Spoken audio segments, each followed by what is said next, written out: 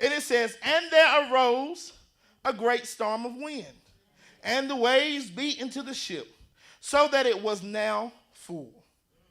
Amen. Now we have the storm that has arose, and the waves are hitting the boat and just filling it with water. Now, doesn't that sound just like life? Amen. And especially for a follower of Christ. Just because we are followers of Christ doesn't make us exempt from the problems of life. Amen. In fact, we're going to go through even more. Why? Because we made the decision to follow Jesus. And the enemy don't like it when we make that decision.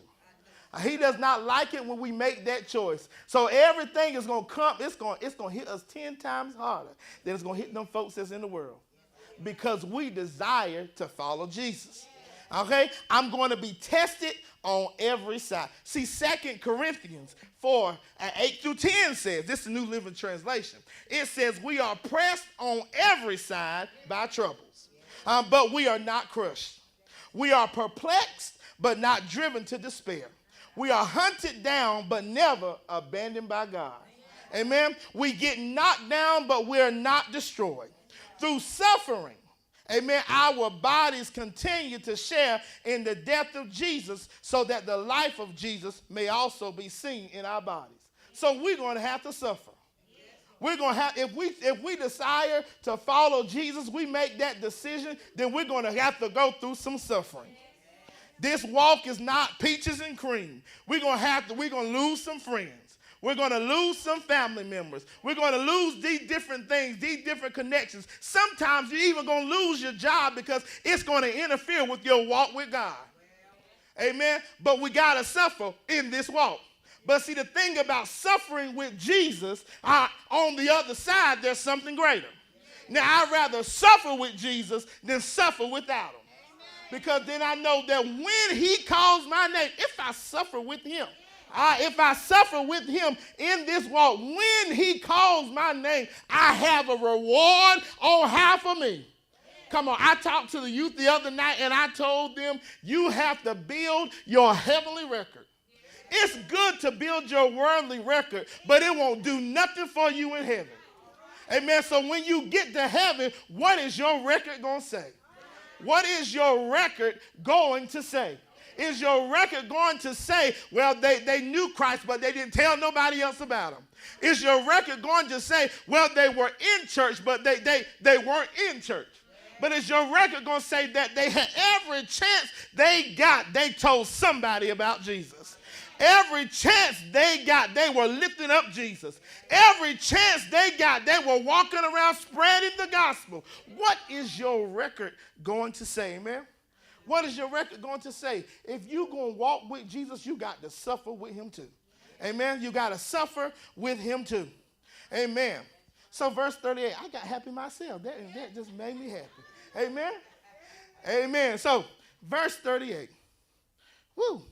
Verse 38 says, and he was in the hinder part of the ship, asleep on a pillow.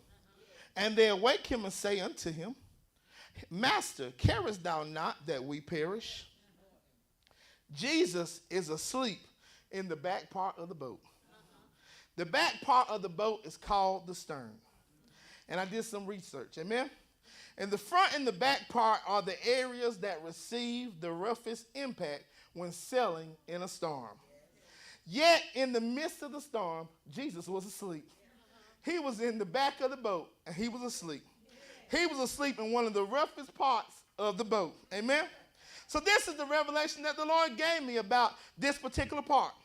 Amen. This should cause me to want to be connected to him because he has this type of peace to offer.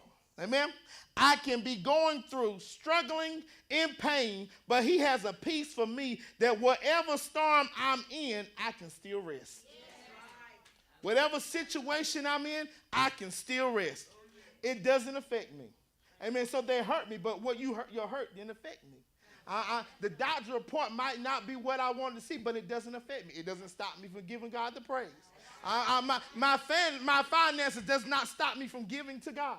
Come on here, somebody. I've been abused. I've been misused. I've been talked about. But I'm still going to go to church because it does not affect me. Amen. That's the type of peace that he has. Peace that you can still rest in the midst of your situation. Amen. You can still rest. Amen. Who wouldn't want a relationship like that? Amen. Then in the next part, it says, all that wind and waves beating the boat didn't wake him. Amen. It didn't wake him. But the cry of his disciples did. Amen. It's good to know if I call him, he will hear my cry. Amen. He'll hear my cry. If I call him, he'll hear my cry. All I have to do is call him and trust that he will be right there for me. Amen. So when the disciples, like we said, he was asleep.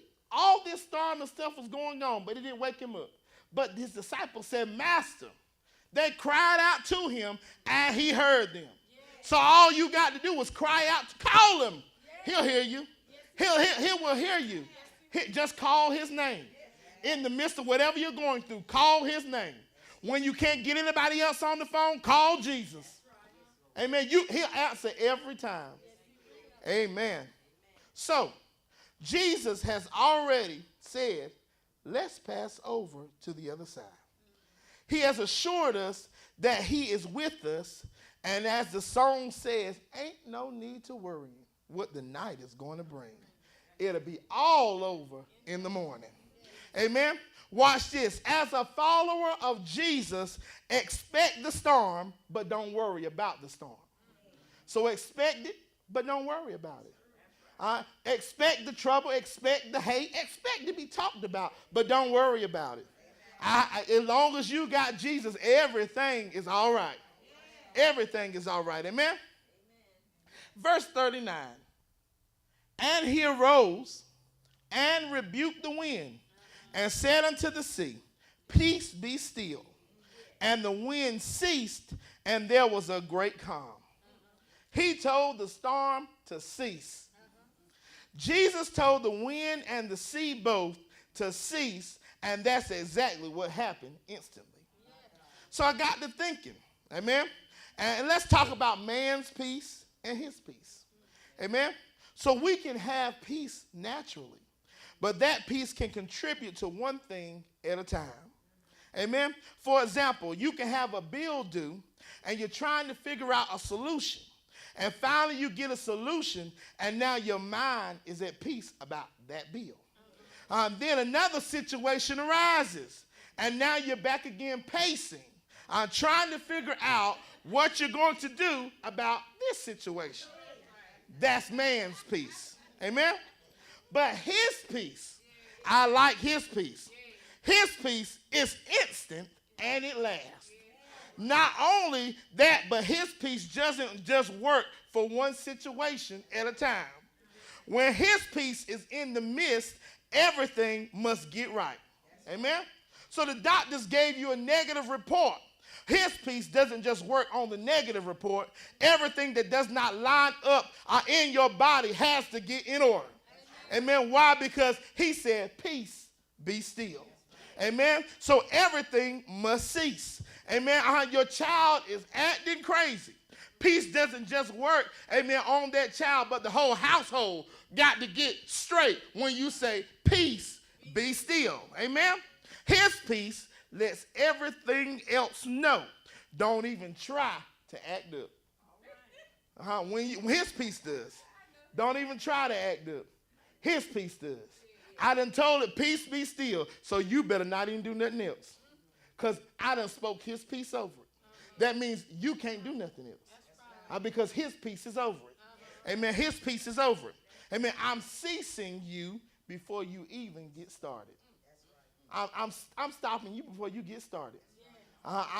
Everything that's already lined up to hit me, I'm telling you, peace be still. I'm going to walk right through it just like that. Because his peace is instant and it lasts. His peace, it'll carry me through it. His peace, amen, his peace. All we have to have is his peace, amen.